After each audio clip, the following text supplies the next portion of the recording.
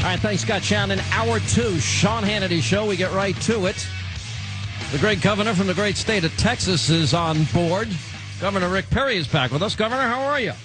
Good, Sean. It's hot and dry in Texas, but we're pressing on and creating jobs down here. You know, it is pretty interesting since, I guess, the stimulus, I guess you guys have created 47% of the jobs down there. And President Navy Corpsman Obama is and his supporters out there are trying to attack you as dumb. If 47% of all the jobs in the country were created by you, seems like you're doing something right down in Texas. Yeah, it's pretty interesting. It's kind of the same old attacks that they made on President Reagan and I guess every prominent, effective conservative. And the better we do down here in Texas, my bet is the more they're going to attack us. And that's fine. I think my record is going to stand the scrutiny of time across the country, and whether it was my time spent as an aircraft commander and as a TAC airlifter back in my Air Force days when I was a family farmer and rancher with my folks. And by the way, that's really hard work. Being on a dry land cotton farm, I think is one of the great testaments to faith and hard work. And, I've signed both sides of the paycheck. And getting down to the state of Texas, we have created an economy here that leads the nation in job creation. And that's what Americans care about. They want to see a leader who will stand up and say, listen, we're going to get America back to working again. And more than 1 million jobs during my term as governor have been created. At the same time, this country lost 2.5 million. Sean, what's dumb is to oversee an economy that has lost that many millions of jobs, to put unemployment numbers that over his 4 years will stay probably at 9%, to downgrade the credit of this good country, to put fiscal policies in place that were a disaster back in the 30s and try them again in the 2000s. That's what I consider to be the definition of dumb. So you know what the headline out of this interview is? Perry calls Obama policies dumb. Are you ready for that headline? Here's going to be the issue.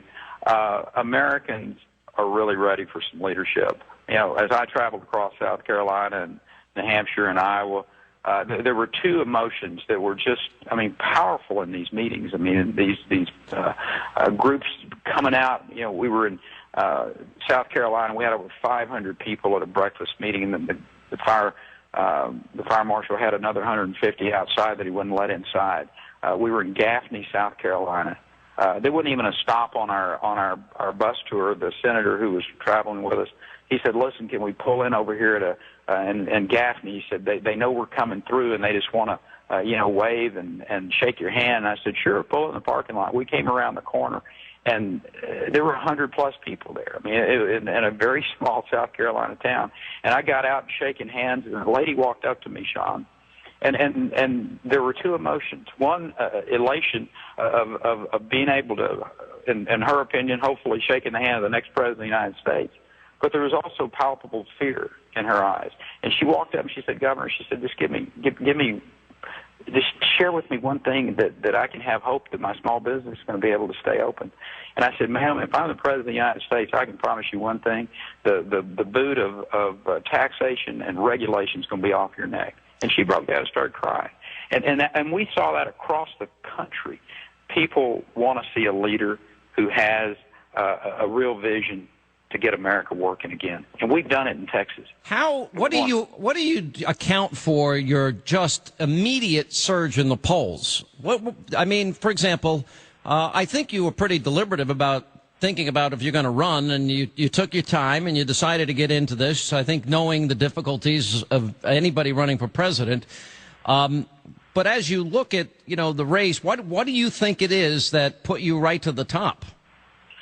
Well, we're not an unknown quantity, and I do think that the record as governor of Texas for the last 10 years has had fairly good exposure across this country. I haven't been on your program enough, but...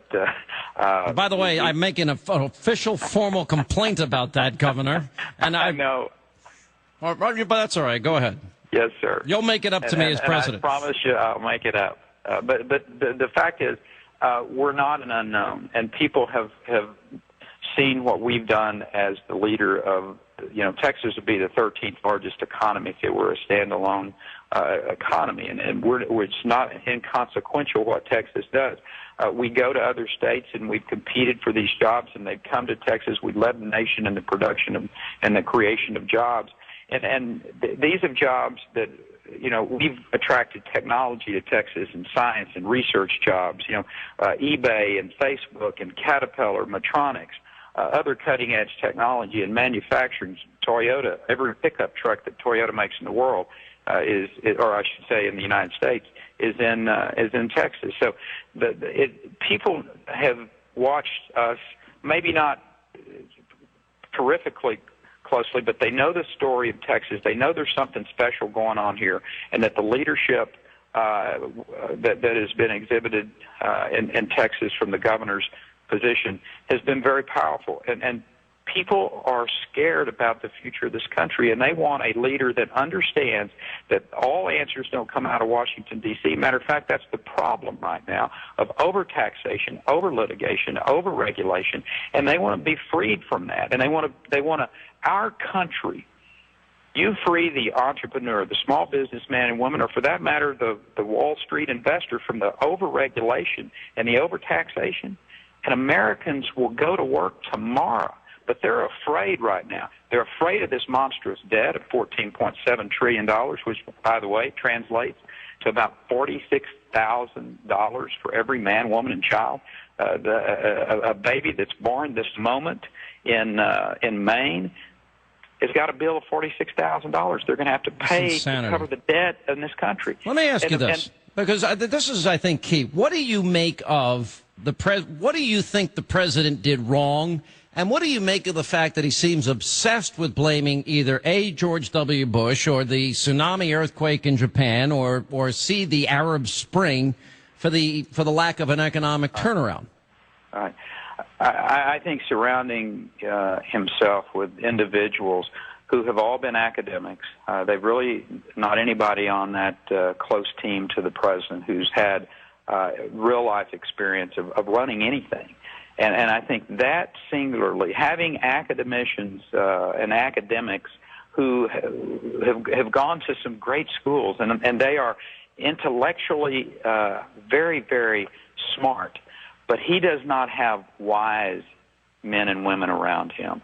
And I think that's what his real problem is, that he has listened to the academics, he has listened to plenty smart people, but no one that truly has wisdom about the economy, wisdom about how you get a small business going and how it thrives, and for that matter, his foreign policy. And that's, you didn't ask about that, but just very wavering and aimless at best. But I've watched this president, and I also listened to him, and I've looked at his background, and I think I pegged him pretty early that he's pretty radical in his own views, so he seemed to surround himself with people that supported, the spreading of the wealth around. It's our patriotic duty. Look, you're right about the debt. What do you make of the blame game that he's constantly involved in? And that is, Sean, let me just say that there is a way to spread the wealth around, and that's to create jobs. and that's the real difference in this president. I think the folks on the Republican side, we understand that the way to create wealth is through the creation of jobs, and to create jobs, you got to lighten the load on the tax side, on the regulatory side, and free people to risk their capital and know that they got a chance to have a return on their investment.